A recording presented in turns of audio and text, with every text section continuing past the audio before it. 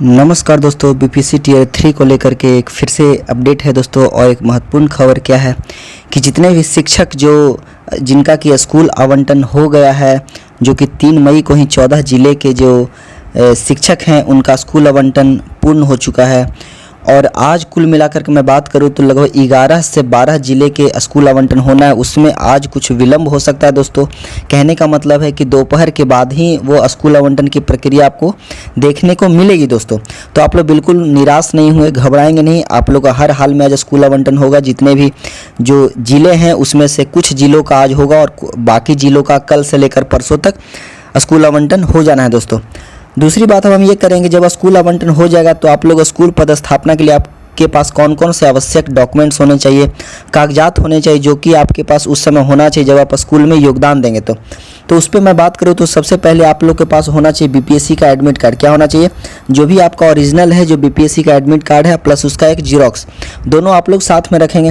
Counselling का जो भी आपको प्रमाण पत्र मिला था, जब आपने काउंसलिंग करवाया था, उसका जो वेरिफिकेशन करवाया था, उस समय जो आप लोग को लेटर दिया गया था, उसको भी आप लोग अपने पास में रखेंगे। दूसरा, जो 9 मार्च को जो आप लोग को प्रोविजनल नियुक्ति पत्र दिया गया था ऐतिहासिक गांधी मैदान में, और जो भी डिस्ट्रिक्ट के अपने अपने जो कार्यालय भवन है वहाँ दिया गया था, उसको आप लोग रखेंगे। दूसरी बात कि जब आप लोग स्कूल आवंटन हो जाएगा तो आप लोग को अपने डीओ ऑफिस से पदस्थापना पत्र मिलेगा, स्कूल ज्वाइनिंग लेटर मिलेगा, उसको भी लेकर के आप लोग स्कूल में जाएंगे अपने साथ में। और उसके बाद आपको एक अंतिम नियुक्ति पत्र भी दिया जाएगा दोस्तों, वो भी आपको डीओ ऑफिस से ही मिलेगा। दूसरी बात कि सभी शैक्षणिक प्रमाण पत्र, जो भी आपका जो एजुकेशनल क्वालिफिकेशन जो डॉक्यूमेंट्स हैं, जो सर्टिफिकेट हैं, उसको भी आपको अपने साथ में रखने हैं और उसको भी ले जाने हैं दोस्तों। तो आप लोग क्रम से इसको याद कर लेंगे, इसको कॉपी में लिख लेंगे कौन कौन से आपको डॉक्यूमेंट ले जाने हैं दोस्तों। दूसरी अगर हम बात करें तो पात्रता परीक्षा प्रमाण पत्र, जो भी आपका स्टेट हुआ था, डीएलएड हुआ था, बीटेट हुआ था, स्टेट हुआ था, कोई भी आपका अगर पात्रता परीक्षा है, सीटेट हो, तो वह भी आप लोग ओरिजिनल और उसका जीरोक्स कॉपी लेकर के जाएंगे। आप लोग कुल मिलाकर के फ़ोटो 5 रख लेंगे, लेकिन मैं आप लोग को बताऊंगा उसको हम 30 से 40 फ़ोटो अपने पास रखेंगे, क्योंकि इसकी हमेशा ज़रूरत पड़ती रहेगी, तो आप लोग को बार बार खिंचवाना नहीं पड़ेगा। दूसरी बात कि जो भी आधार कार्ड होगा उसका मूल भी रख लेंगे और छाया प्रति भी अपने साथ में रख लेंगे। कहीं कहीं ओरिजिनल भी देखने को मांगा जाता है और कहीं कहीं जीरोक्स से भी काम चल जाता है दोस्तों। दूसरी बात कि जो भी पूर्व से नियोजित शिक्षक हैं, जिन्होंने सक्षम पदाधिकार से निर्गत अनापत्ति पत्र, संबंधित विद्यालय से विरमण पत्र एवं विद्यालय प्रधान से बकाया आरोप आदि के लिए किया, तो उनको एक तरह से शपथ पत्र उसके साथ संलग्न करना होगा। तो ये कुल मिलाकर बात हो गई डॉक्यूमेंट्स की, क्या क्या आपको विद्यालय योगदान के समय देना है। दूसरी अगर हम एक इम्पॉर्टेंट बात करें तो जो भी अब पहले जो प्रधानाध्यापक को जिम्मेदारी दी जाती थी, जो भी मध्यमा भोजन के लिए, अब उसकी जो जिम्मेदारी होगी दोस्तों वो शिक्षक को ही मिलेगी। अब कौन से शिक्षक को मिलेगी? बहुत सारे शिक्षकों के मन में भ्रम हो गया कि क्या मुझे मिल जाएगा, तो नहीं, जो भी उसमें जो उसके मतलब जिम्मेदार होंगे, जो जिम्मेदार शिक्षक होंगे, जिनकी उसमें सारे कार्य को सही तरह से कर पाएंगे, उन्हीं शिक्षक को दी जाएगी इसकी निगरानी करने के लिए और उसकी जिम्मेदारी दी जाएगी। तो यह भागलपुर से है कि भागलपुर समेत बिहार के सभी जिलों के प्रारंभिक स्कूलों में मध्यमा भोजन संचालय से प्रधानाध्यापक या फिर प्रधान शिक्षक को मुक्ति मिल जाएगी। उनके बदले स्कूल के ही किसी अन्य शिक्षक को एमडीएम संचालन की जिम्मेवारी सौंपी जाए। कहने का मतलब उन्हीं को जिम्मेदारी दी जाएगी।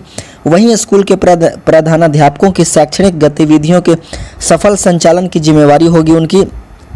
शिक्षा विभाग के अपर मुख्य सचिव डॉक्टर एस सिद्धार्थ ने सभी जिला शिक्षा पदाधिकारी तथा डीपीओ एमडीओ को निर्देश दिया है कि निर्देश के अनुसार प्रत्येक जिले से एक प्रखंड में 13 मई से लेकर के 13 जून तक पायलट प्रोजेक्ट के तहत इसका संचालन किया जाए। कहने का मतलब कि पायलट प्रोजेक्ट की तरह इसका क्या किया जाना है, संचालन किया जाना है। प्रखंड में एक प्रखंड में 13 मई से लेकर 13 जून तक इसका एक आपको चयन किया जाना है। डीपीओ एमडीओ आनंद विजय ने बताया कि मध्यमा भोजन संचालन के लिए पायलट प्रोजेक्ट में जिले से गोपालपुर प्रखंड का चयन किया गया है। गोपालपुर में 56 विद्यालयों में मध्यमा भोजन योजना संचालित हो रही है। तो कुल मिलाकर के शिक्षकों के लिए खबर हो सकती है, क्योंकि जब वो विद्यालय में योगदान देंगे तो उनमें कोई भी शिक्षक को ये जिम्मेदारी सौंपी जा सकती है। तो आप लोग अपनी तैयारी हर कोई रखेंगे ताकि किन्हें भी जब ये जिम्मेदारी दी जाए तो उससे वो मुकर नहीं पाए। तीसरी बात हम ये करेंगे दोस्तों कि जो भी वेतन की, जो मैंने कल आप लोग को बात बताया था अपने यूट्यूब के माध्यम से, कि जो भी वेतन जो इशू आ रही है शिक्षकों के बीच, अब वो नहीं आएगी, क्योंकि एसीएस महोदय साहब ने साफ तौर पे चेतावनी दे दी है कि उसके लिए कड़े निर्देश लिए जा रहे हैं। अगर आपने किसी भी शिक्षक को विलंबित रूप से अगर पेमेंट करते हैं, सैलरी देते हैं, तो उस पर कार्रवाई की जाएगी। और कहने का मतलब कि जब तक शिक्षकों का वेतन नहीं होगा तब तक कोई भी डीओ या फिर डीपीओ का वेतन नहीं दिया जाएगा। तो इसके लिए फिर से एक नई रणनीति बनाई गई दोस्तों। और क्या कुछ बनाया गया, तो वेतन जो भुगतान होगा उसकी निगरानी के लिए नोडल पदाधिकारी को यहाँ पे स्थापना किया गया दोस्तों। ये सभी चीज़ों को क्या करेंगे, देख रेख करेंगे दोस्तों। इसमें क्या कुछ दिया गया मैं आप लोग को बताता हूं दोस्तों। शिक्षा विभाग ने बिहार के सरकारी स्कूलों में कार्यरत शिक्षक और कर्मियों के वेतन बकाया, वेतन सेवांत लाभ की राशि भुगतान की मॉनिटरिंग के लिए नोडल पदाधिकारी नियुक्त किया। कहने का मतलब जो भी कर्मियों का वेतन है, जो बकाया वेतन है, सेवांत है, लाभ की राशि है, भुगतान की मॉनिटरिंग है, हुआ नहीं हुआ, उसके देख रेख के लिए किसको नियुक्त किया गया, तो नोडल पदाधिकारी को नियुक्त किया गया। प्रत्येक जिले से, प्रत्येक प्रखंड से विशेष सचिव सह जिन शिक्षा निदेशक अनिल कुमार को यह महत्वपूर्ण जिम्मेदारी दी गई। इस संबंध में शिक्षा विभाग के निदेशक प्रशासन सुबोध कुमार चौधरी ने आदेश जारी किया है। विभागीय परियोजनाओं की मॉनिटरिंग के लिए मुख्य सचिव की अध्यक्षता में गठित मॉनिटरिंग कोषांग के मध्य समन्वय स्थापित करने के लिए उप निदेशक प्रशासन जावेद अहसन अंसारी को नोडल पदाधिकारी की जिम्मेदारी दी गई। कहने का मतलब है कि पूर्ण रूप से किसी भी डीओ या फिर डीपीओ के आपको चक्कर नहीं लगाने पड़ेंगे। आपको जो वेतन होगा पूर्ण रूप से सही समय पर दिया जाएगा दोस्तों। यह शिक्षकों के लिए बहुत ही खुशखबरी वाली बात है और बहुत ही बड़ी बात है, जो कि इतने दिनों से शिक्षक लंबित कार्य करते थे और उनको वेतन नहीं दिया जाता था दोस्तों। तो ये कुल मिलाकर कुछ इंपॉर्टेंट खबर थे आप लोग के लिए, जो कि मैंने अपने वीडियो के माध्यम से। एक और खबर आप लोग के लिए क्या है कुछ दोस्तों, कि जो भी शिक्षक को तबादले की होना है, जो आप लोग का ट्रांसफ़र होना, उसके लिए थोड़ा सा और इंतजार करना पड़ेगा दोस्तों, क्योंकि इसमें अंतर जिला तबादले के लिए शिक्षकों को अभी और इंतजार करना होगा। हालांकि महिला शिक्षकों के तबादले की प्रक्रिया जल्द शुरू करने को लेकर शिक्षा विभाग ने संभावना जताई है। इसी बीच बिहार लोक सेवा आयोग की ओर से आयोजित TRE 3 उत्तीर्ण अभ्यर्थियों को बीच स्कूलों का विवरण कर दिया गया है। विभाग की ओर से जारी सूची के अनुसार जिलों को 961 शिक्षक मिले हैं। जिला शिक्षा विभाग की ओर से कुल मिलाकर 1102 शिक्षकों की रिक्तियां मुख्यालय भेजी गई थी। इनमें सबसे ज़्यादा 488 रिक्तियां 6ठी से 8वीं तक के लिए, 345 9वीं से 10वीं और 269 11वीं से 12वीं के लिए भेजी गई थी।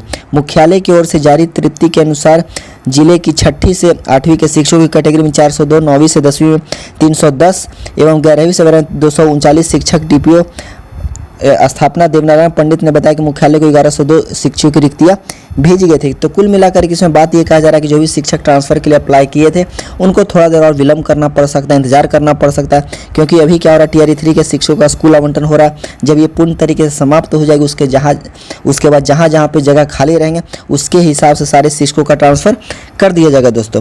तो यही कुछ खबर था जो कि मैंने अपने वीडियो के माध्यम से बता दिया, जो कि आप शिक्षकों के लिए बहुत महत्वपूर्ण खबर थी, खासकर TRE 3 के शिक्षकों के लिए भी। जैसे ही कुछ और नेक्स्ट अपडेट आता है दोस्तों, आज आप लोग का मैं ये भी बता दूं कि 11 से 12 जिलों का जो ट्रांसफ़र होना है उसकी भी लिस्ट बहुत जल्द जारी कर दी जाएगी। दोपहर बाद वो आप लोग को देखने को मिल सकता है दोस्तों। तो आप लोग चैनल पर बने रहेंगे दोस्तों। अगर कोई नए हैं तो चैनल को जरूर सब्सक्राइब कर लीजिएगा, वीडियो को लाइक कीजिएगा, शेयर कीजिएगा। अगर कुछ प्रश्न रह गया होगा तो कमेंट बॉक्स में जरूर दीजिएगा दोस्तों। मिलते हैं फिर नेक्स्ट अपडेट में, तब तक के लिए धन्यवाद।